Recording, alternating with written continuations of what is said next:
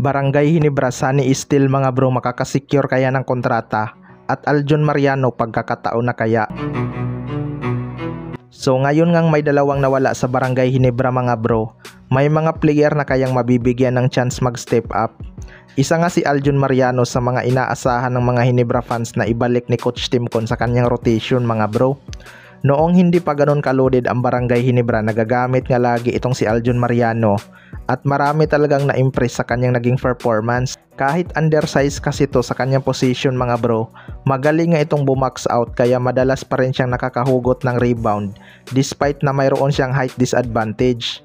Well, kung fully recovered na itong si Aljon Mariano mga bro, may chance naman siguro na makabalik ito sa rotation ni Coach Timcon. Alam naman natin na gusto ni Coach Timcon ang hasil at depensa nitong si Aljon Mariano.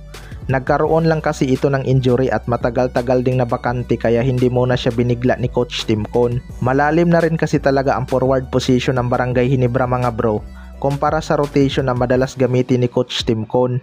Pero pagkakataon naman na siguro nitong si Aljon Mariano makabawi dahil ilang season din itong hindi nakapaglaro. Depensa lang naman talaga ang hinahanap ni Coach Timcon sa kanya dahil marami namang scorer itong Barangay Ginebra. Marami ding bago sa kanyang mga teammate kaya kailangan pa nila ng chemistry. Sa kabilang banda naman mga bro, Barangay Ginebra Sunny Steele makakasecure kaya ng kontrata. Instant sikat nga itong si Sunny Steele matapos itong makuha ng Barangay Ginebra bilang 11th overall pick mga bro.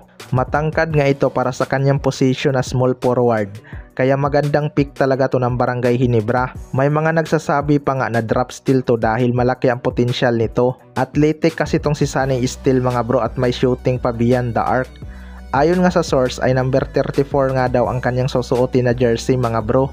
Kaya panigurado nakasecure na to ng kontrata. Sana lang talaga mabigyan ito ni Coach Timcon ng mataas na playing time upang makabuild ng kumpiyansa. Alam naman natin na may pressure din talaga kapag naglalaro ka sa isang crowd favorite team na Barangay Ginebra dahil hindi ka nga pwedeng magkamali. Kapag nagkamali ka kasi tapos natalo, siguradong sisisihin ka ng mga fans lang ng Barangay Ginebra kapag panalo, 'di ba? Pero malaki talaga ang potensyal nitong si Sunny Steele mga bro kapag nag-fit ito sa sistema ni Coach Timcon. Kaya kasi talaga nitong umiscore pero sabi niya nga, depensa talaga ang kanyang focus, bonus na lang sa kanya ang scoring. Dunker din to mga bro kaya exciting din tong panoorin.